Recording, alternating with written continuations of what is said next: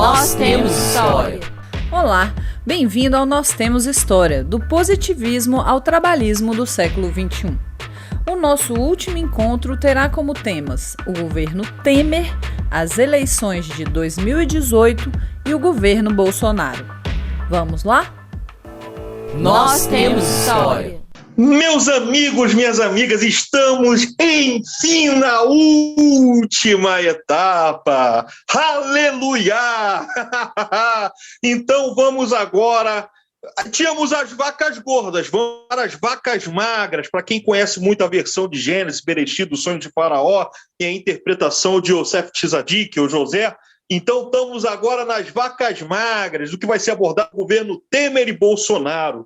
Eu terei a dura missão e a dura tarefa sobre o aspecto da guerra híbrida em meio ao golpe parlamentar judiciário de 2016, ou impeachment, como vocês queiram colocar, como é que se deu o comportamento político do PDT em face do governo Temer. A gente já viu, inclusive na narrativa do Henrique Mathiesen, que o PDT cortou na própria carne os deputados federais que atuaram contrários à perspectiva da orientação oficial do partido em defesa do governo constitucional de Dilma Rousseff. E não deixou de ser no Senado, não. Do Senado, em agosto de 2016, houve também a votação. E qual não é a surpresa? Tem o Mário Mota, que se dizia um quadro alinhado do partido, defensor do governo Dilma, apoia o golpe parlamentar judiciário. Da mesma forma, o Lazier Martins, que se dizia o seguidor do Alberto Pasqualini, mas que, no entanto, na verdade, cada vez mais estava alinhado com os setores mais reacionários do Senado brasileiro. E qual não foi a surpresa? Que houve um pedido de expulsão, esse pedido de expulsão foi mobilizado pelo conjunto da militância, e esses dois deputados, já sabedores do processo que sofreriam de expulsão, já que houve um processo muito traumático e duro imposto pelo Diretório Nacional ao conjunto de deputados, eles automaticamente, antes de ser expulsos, se anteciparam e saíram da agremiação. E, ao mesmo tempo, depois desse processo, Temer já estava assumindo o governo ao processo das pedaladas fiscais. Olha só a ironia. A burguesia brasileira, com o intuito de derrubar Dilma, derrubou utilizando-se da justificativa das pedaladas. E qual não é a surpresa? Início de setembro de 2016, o pedido de pedalada fiscal do Temer é aprovado pelo Poder Legislativo. E aí começa-se a ter a formação da maioria parlamentar do Temer, utilizando-se da direita e mais os setores do centrão.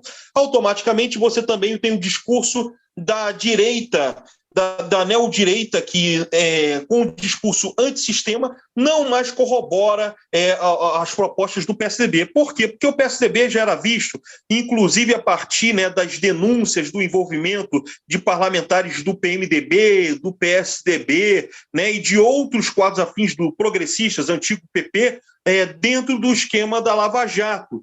E vale lembrar, quem se lembra, que no início do governo Temer há uma devassa, de repente começa a soltar as conversas de telefone, inclusive de Sérgio Machado, com José Sarney, com o próprio Romero Jucá, que havia um pacto nacional com o Supremo, com tudo, e eis que dentro desse processo da devassa, o que é que essa nova direita começa a pensar?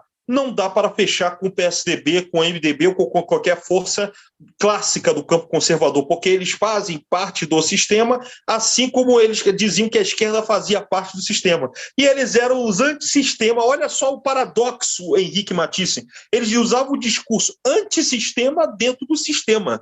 E a partir daí que nasce o bojo da candidatura do Bolsonaro. Entre quem? Entre os setores militares, como muito bem colocado pelo Mathiesen, que foi a partir da Comissão Nacional da Verdade, visto por esses setores como revanchismo, porque eles queriam ter representantes deles para também colocar a contrapartida deles e colocar um a um. Foi a partir desse processo que esses setores militares se aliam aos setores empresariais e também aos setores da Christian Right, ou da direita cristã, que, contrários ao PNDH3, se juntam a também aqueles manifestantes das jornadas de junho de 2013, da nova direita que vem para a rua, revoltados online, e principalmente por um movimento bancado pela família Koch, pelo empresariado e por partidos da direita, que seria o MBL, o Movimento Brasil Livre.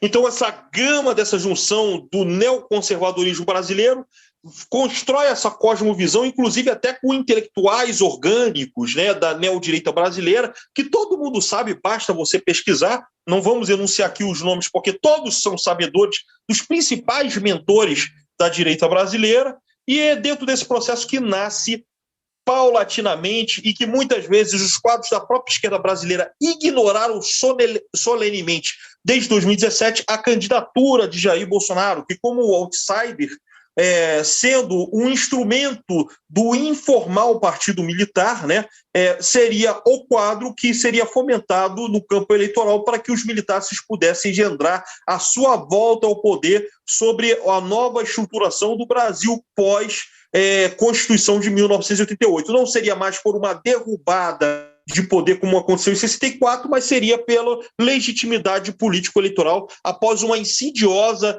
campanha contra a esquerda. E dentro dessa campanha contra a esquerda, o PDT passou incólume. Por que passou incólume? Porque nenhum dos nomes do PDT foram encontrados na Operação Lava Jato, né? Nenhum dos nomes do PDT participou de qualquer escândalo ou devassa relacionado a partidos de esquerda.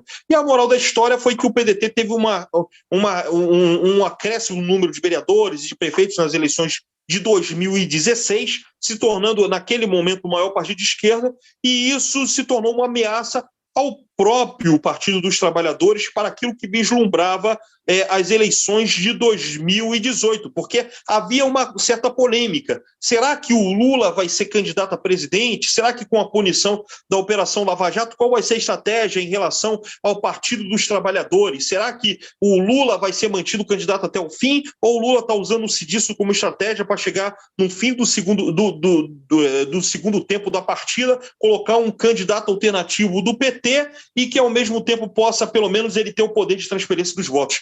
Todas essas questões, e fora a crise do PSDB entre os cabeças pretas, ou seja, a nova geração de quadros do PSDB contra os cabeças brancas, que eram os quadros históricos do PSDB, estavam dentro desse espectro do cenário de um governo como o do Temer, um governo que, na medida econômica, baseado a partir daquela tese do ponte para o futuro, começa a promover uma política econômica ultraliberal, principalmente baseada na desestruturação da economia brasileira, de cunho desenvolvimentista, a destruição do pouco que restava de uma política industrial e que, com um processo de desindustrialização cada vez mais agudo ainda no governo Dilma, culmina de forma bem ofensiva no governo Temer. E, ao mesmo tempo, com a reforma trabalhista consolidada e a lei das terceirizações, onde há uma grande precarização dos direitos sociais dos trabalhadores. E se o governo dele tivesse mais um tempo, teria passado tranquilamente a reforma da Previdência. Seja como for, é nesse cenário de destruição dos direitos sociais, desde a Constituição de 1988, considerado como Constituição Cidadã, que se dá essa agenda ultraliberal, e dentro dessa perspectiva, 2018 é uma encruzilhada, porque seria a primeira eleição pós-golpe de 2016, né? E ainda mais, a gente já estava no bloco histórico da Nova República, passamos para um novo bloco histórico neoconservador. O bloco histórico começa ali entre 2010, alguns acham ali a partir da Comissão Nacional da Verdade, que a neodireita começa a sumir, e outros acham que esse novo bloco histórico começou justamente com as jornadas de junho de 2013, com o advento de uma nova neodireita orgânica, né? E a partir disso a consolidação seria com a queda da Dilma em 2016 e consolidando, carimbando de vez com as eleições de 2018. E aí eu deixo a palavra para vocês. E aí, como é que se dá essa encruzilhada em meio a esse novo bloco histórico neoconservador? Qual é o comportamento do PDT face a esse cenário e, principalmente, a compreensão ou a incompreensão das correntes de direita e de esquerda dentro desse cenário? Deixo para vocês. Salve, salve, professor Wendel, salve, salve, professor Francisco. Nada mais do que didático do que análise política dos últimos tempos. Primeiro que a queda da presidente Dilma Rousseff escancara todas as vísceras dos erros da esquerda no Brasil. A sua ingenuidade e a sua incompreensão da história. Dilma caiu sem qualquer reação da sociedade civil brasileira. Ela cai num domingo, segunda-feira, amanheceu como se nada tivesse acontecido no Brasil. Absolutamente nada. O golpe muito bem dado em cima da presidente Dilma Rousseff. E um golpe que teve todas as digitais de elementos que hoje vão se revelando. Por exemplo, a Lava Jato, que não era uma operação contra a corrupção. A Lava Jato seguiu os ditames da velha elite brasileira falso moralista, que, com o apoio da Rede Globo, de setores midiáticos como a Folha de São Paulo, o Estadão, a TV Bandeirantes, serviu como um partido político dos interesses, como dizia Brizola, não nacionais. Com o decorrer da história, a gente viu que o paladino da ética, da moral e dos bons costumes, neto de Tancredo Neves, senador por Minas Gerais, Aécio Neves, era um corrupto, era um falso moralista. E que pega o partido de Mário Covas, de Franco Montoro, pessoas ilustres que montaram o PSDB sobre o prisma da social-democracia europeia, não sobre o prisma do neoliberalismo com a aliança com o PFL, que Fernando Henrique, na sua eleição, traz para a direita, destrói o PSDB e a sua candidatura, que era a candidatura do sistema, que era a candidatura de Geraldo Alckmin. A eleição de 2018, nós podemos cantar perfeitamente bem para o PSDB: você pagou com traição a quem sempre lhe deu a mão. Porque foi carimbado como hipócritas, falso-moralistas, o que levou o desempenho pífio da sua candidatura através de Geraldo Alckmin. Dentro desse cenário de um judiciário politizado, partidarizado, inclusive, com o naufrágio da candidatura do PSDB de Geraldo Alckmin, você vê a junção de vários fatores que vai levar à vitória de Bolsonaro, que não era o candidato do sistema, nunca foi o candidato do sistema, e a falta de leitura da esquerda brasileira. Primeiro, nós temos que identificar que a sociedade brasileira dos anos 80, da sua redemocratização, ela é completamente diferente da sociedade hoje. Você tinha uma certa industrialização, principalmente no grande ABC, das empresas automotivas, de sindicalismo forte. Por exemplo, no setor automobilístico, no setor bancário. A desindustrialização do Brasil levou o Brasil a ser uma sociedade de serviço. E uma sociedade de serviço despolitizada, que só através de políticas assistencialistas, não de reformas estruturantes, levou à alienação da classe trabalhadora brasileira. Nós não temos mais uma classe operária gigante no Brasil, como a gente tinha na década de 80. Nós não temos mais grandes sindicatos no Brasil. Então, podemos dizer os petroleiros, os caminhoneiros que não tem nenhum sindicato forte, mas os metalúrgicos, os bancários. Nós não temos mais esse tipo de sindicalismo no Brasil. E os partidos políticos não perceberam as mudanças na sociedade brasileira e não politizaram.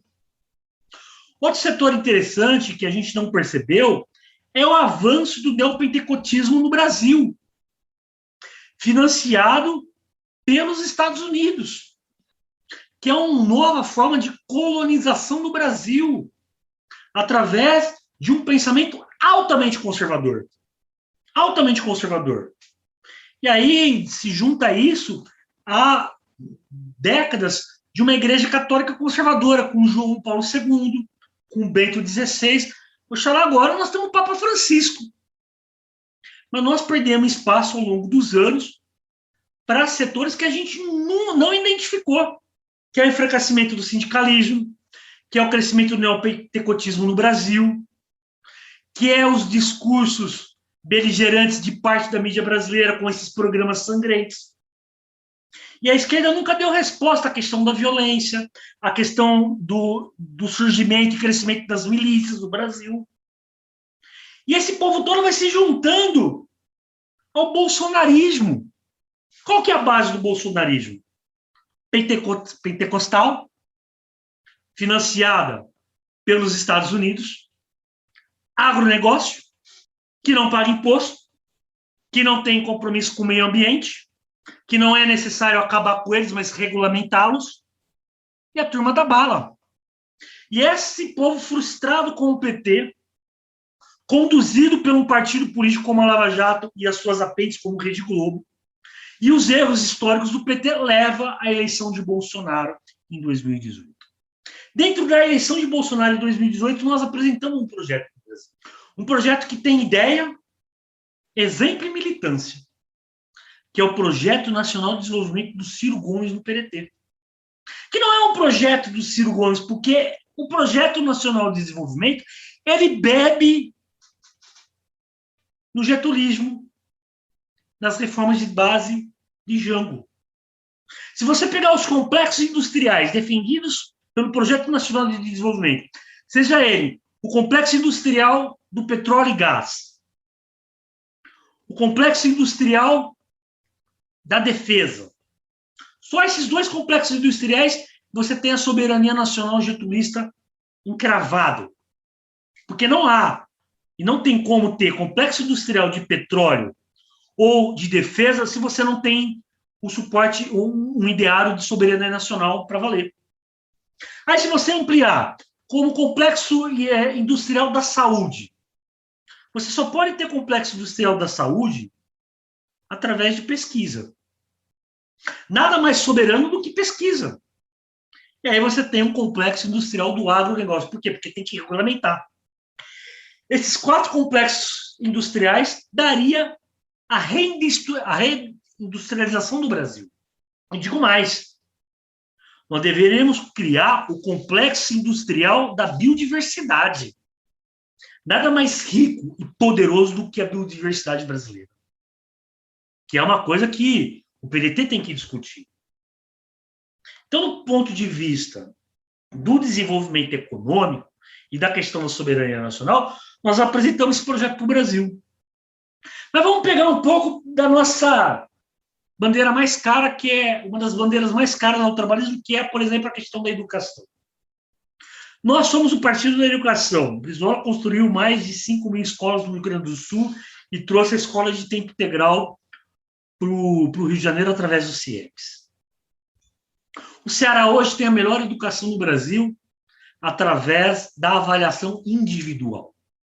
Se você junta a experiência da escola de tempo integral, que tem como base não os prédios de Niemeyer apenas numa questão de estética, mas tem o encontro de mentes na questão da reforma curricular do ensino do Rio de Janeiro, com a experiência do Ceará, que é a experiência da avaliação individual, que o aluno deixa de ser um número e passa a ser um cidadão. Você cria o CIEP do século XXI. O ensino, de uma certa forma, apresenta isso nas eleições de 2018, que teve a manobra jurídica de prenderem Lula para não deixar o Lula concorrer às eleições. E a incompreensão do PT de insistir com a candidatura do Haddad, que era o candidato escolhido para perder. A princípio para o Alckmin, mas como o Alckmin pagou pelas traições do seu partido e a sociedade brasileira identificou a traição do PSDB, foi alçado Bolsonaro à presidência da República. Essa é a realidade das eleições de 2018. Onde teve aí diversos candidatos, como Boulos, que foi um candidato, bom candidato, um nome novo, como teve vários outros, muito mais como figurantes do processo eleitoral, porque a eleição de 2018, com a prisão do Lula e a conjunção desses setores conservadores apoiando o Bolsonaro, definiu a eleição. Foi praticamente plebiscitário, porque é a continuação do golpe que deram em Dilma. Porque não conseguiram liquidar com a Petrobras ainda. Não conseguiram liquidar com o Brasil ainda. A guerra híbrida continua. Inclusive com a incompreensão da esquerda. Mas o PDT teve postura. Não titubeou em apresentar um projeto nacional para o Brasil. Um projeto que bebe, que se baseia ao longo dos seus 90 anos de história. Não do PDT, mas do trabalhismo. Mas, infelizmente, Bolsonaro é o presidente da República. E aí, professor Francisco, Bolsonaro é um problema teu de explicar esse governo, porque eu me recuso a explicar a era Bolsonaro. É com você, professor Francisco. É, de fato, um desafio, Henrique. Como é um desafio, compreender a política brasileira é um desafio para qualquer observador, estudioso do tema. É importante primeiro dizer que o Bolsonaro não é uma invenção recente. O Bolsonaro, ele, antes de ser presidente da República, ele já estava há 28 anos no Congresso Nacional. Ele era deputado federal há 28 anos. O Bolsonaro, ele é cria dos quartéis na ala, que foi batizada à época de linha dura. Ele é um herdeiro do Silvio Frota. Ele, não por acaso, o general Heleno está no seu governo e é um membro-chave da sua organização política e o chefe do seu serviço de inteligência. A gente pode dizer, então, com tranquilidade, que o Bolsonaro na presidência é a linha dura novamente na presidência da República. Claro que não nos moldes da ditadura militar da década de 1960, 70 e 80. É um novo formato dentro da democracia que a gente construiu no país, com novas tecnologias de informação e propaganda, e com um arranjo, que esse não é muito novo, com a classe política e com setores estratégicos do empresariado brasileiro. Agora, o recrudescimento da extrema-direita no Brasil, ou o fascismo brasileiro do século XXI, ele começa a se organizar, de fato, a partir de 2004, e eu tomo como ponto de partida a organização de um movimento chamado Escola Sem Partido, que grosseiramente é uma tentativa de cerceamento da liberdade de cátedra. E também com alguns ramos de religiões pentecostais e neopentecostais, e também do catolicismo apostólico romano, com expressões também, mas em menor número, no judaísmo, dado que o Bolsonaro foi recebido na Hebraica, no Rio de Janeiro também, que vão apoiar esse candidato à presidência. O Brasil teve 4 governos petistas. Governos que, desde o início, prometiam muito à população brasileira a reparação de injustiças históricas e, ainda que avançassem um pouco no seu projeto social de distribuição de renda e de expansão da cidadania via consumo, ofereceram muito mais ao empresariado e aos banqueiros. Esse modelo, obviamente, fez água assim que o cenário da economia internacional, sobretudo do grande valor das commodities, aquecido o mercado pela sanha chinesa no começo do século XXI, fez água. E o grande escândalo financeiro de 2008, que gerou a maior crise do século XXI econômica, bateu aqui no Brasil, e, à época, o senhor Luiz Inácio disse que seria só uma marolinha. Ao fazer a sua sucessora, que não era nem a segunda na linha de sucessão dentro do Partido dos Trabalhadores, era sequer a terceira, mas que foi colocada na linha por conta de uma série de escândalos de corrupção do próprio Partido dos Trabalhadores, uma figura que, segundo o próprio líder do Partido dos Trabalhadores, não tem condições de assumir a presidência, tem pouca condição de liderar, ela, segundo ainda o líder do Partido dos Trabalhadores, ela é boa para obedecer ordens e não para dar ordens.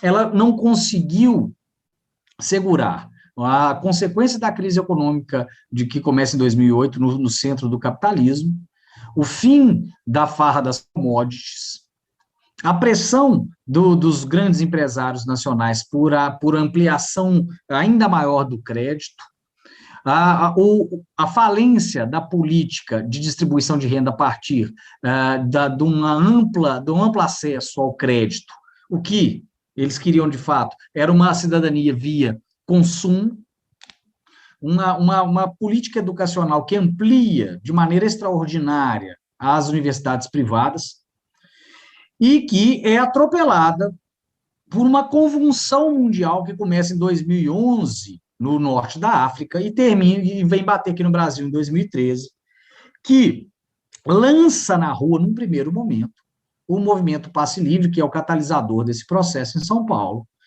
E, à época, o Fernando Haddad era o prefeito da cidade de São Paulo, o movimento Passe Livre, denunciando um problema histórico das grandes cidades brasileiras, que são os cartéis dos empresários de ônibus, é trucidado pela polícia de São Paulo, o prefeito de São Paulo, na época, o Fernando Haddad, faz vista grossa. Isso é transmitido ao vivo na televisão e nas redes sociais, e era a gota d'água para que a população fosse para as ruas, dado também os escândalos dos grandes eventos esportivos, as Olimpíadas de 2012 e a Copa do Mundo de 2014, que já naquele momento faziam água também.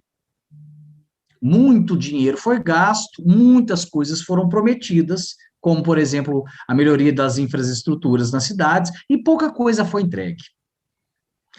Esse caldeirão, junto com novos atores, como bem mencionou o Wendel, por exemplo, o Movimento Brasil Livre, que é um movimento financiado publicamente de uma maneira obscura, ninguém sabe direito, eles não falam, mas provavelmente é o financiamento internacional. O Movimento Brasil Livre, que é fundado em novembro de 2014, então ali no arrasto de 2013 para 2014, essa direita e essa extrema-direita se reúnem e conseguem se organizar para fazer os grandes atos de 2015, 2016, que levam à queda da Dilma Rousseff.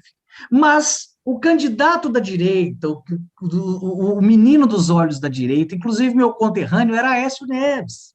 Esse, por sua vez, ainda com toda a crise que o PT enfrentava, não consegue vencer Dilma em 2014. Temos uma foto histórica dele com Luciano Huck, comemorando a eleição que não aconteceu.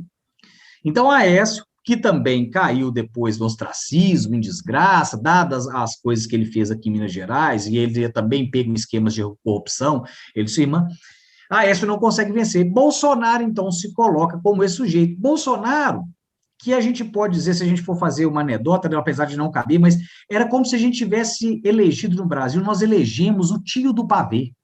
É aquele sujeito que conta piadas sem graças, machistas, racistas, classistas, que destila o seu preconceito nas festas de família e que fica indignado quando você não ri da piada. O Bolsonaro, ele talvez seja a expressão mais bem acabada do brasileiro de classe média entre 50 e 70 anos hoje, branco. Ele não é nada diferente do que boa parte da nossa população, sobretudo da faixa etária dele. E o mais importante, a gente precisa ter muita consciência que o Bolsonaro não é doido, nem é um meteoro que caiu no Brasil. O fascismo, ele não cai de uma prateleira, ele é gestado. O Bolsonaro foi gestado. Evidentemente que ele, ali, depois da derrota do Aécio, vai ter a sua candidatura turbinada. Ora, por veículos de comunicação que não se pretendiam tão sérios como o CQC, ora, por gente que tem muita grana e é muito organizada, e até por organismos internacionais, como um dos mentores da propaganda trumpista nos Estados Unidos, que foi e ainda é um importante interlocutor da família dos Bolsonaro, que é o Steve Bannon. Então, há um trabalho de inteligência, há um financiamento para que Bolsonaro se colocasse como um candidato viável à presidência da República. Há também um evento importante durante a candidatura, a eleição, o processo eleitoral, a campanha, que ele sofre um atentado. Ele sofre uma tentativa de assassinato aqui em Minas Gerais, na cidade de Juiz de Fora, por também um personagem obscuro que foi diagnosticado. Ele sofre uma facada, o que o retira dos debates presidenciais. Ele já tinha participado de um debate onde ele foi o que se esperava. Um desastre. Como diria Brizola, tem cara de jacaré, rabo de jacaré e boca de jacaré, meu velho, é jacaré. E Bolsonaro é um fascista e um incompetente. Porém, ele não é burro, ele é um cara inteligente, ele tem senso de oportunidade, ele tem uma base eleitoral importante e ele tem um discurso que cola. E como ele vai para o segundo turno com um candidato que todos nós sabíamos, até as pedras que cantam sozinhas à beira do mar, sabiam que o Fernando Haddad não tinha a menor condição de... Ele era o único candidato que perdia para o Bolsonaro no segundo turno, ainda que o líder do PT, o Luiz Inácio, que se autoconsidera um Pelé da política, ele dizia que o segundo turno ideal era entre Fernando Haddad e Bolsonaro, ainda que todas as pesquisas dissessem o contrário, o segundo turno ideal acontece para ambos, o segundo turno ideal para Bolsonaro e o segundo turno ideal para Lula. E o resultado era o esperado também. Bolsonaro vence a eleição. E Bolsonaro governa cumprindo à risca a agenda que prometeu. Se ele usa, naquele momento onde a competência dele para áreas estratégicas, como a economia e a segurança pública, ele usa salvos-condutos como o Sérgio Moro e o Paulo Guedes, Sérgio Moro na Justiça e o Paulo Guedes na Economia, e ele os usa, e há, é claro, figuras que estão por trás desses dois nomes que eu acabei de citar, e que acreditaram num primeiro momento que segurariam o Bolsonaro, ou controlariam o Bolsonaro, ou ainda que o Bolsonaro seria controlado pelos pesos e contrapesos das nossas instituições democráticas. O que a gente vê, e o que se realiza é exatamente o que o Bolsonaro disse desde o início, desde quando era deputado federal, que se assumisse a presidência da República, se pudesse, daria um golpe de Estado no dia seguinte, e é o que ele vem organizando desde então. Arrisco dizer que esse golpe de Estado, ensaiado várias vezes nesses 3 anos de presidência de Bolsonaro, não foi dado porque não houve contexto ou adesão suficiente, mas já tivemos vários ensaios.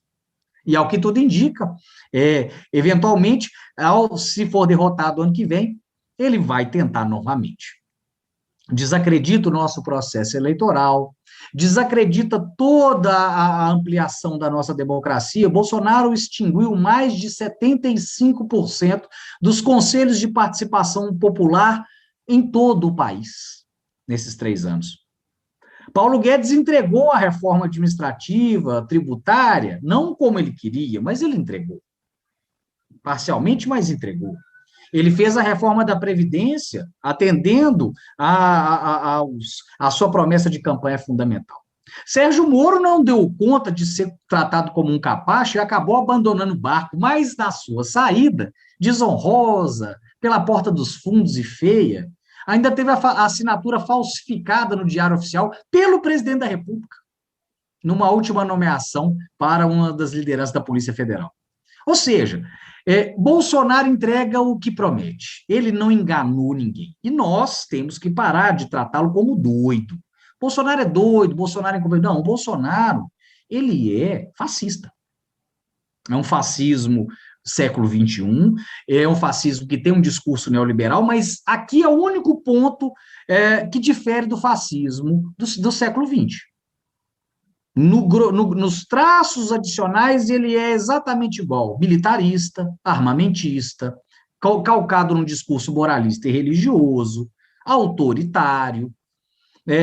Então, baseia a sua força numa masculinidade, numa virilidade, e ele despreza os fracos, as minorias. Ele é racista, ele é machista, ele é visceralmente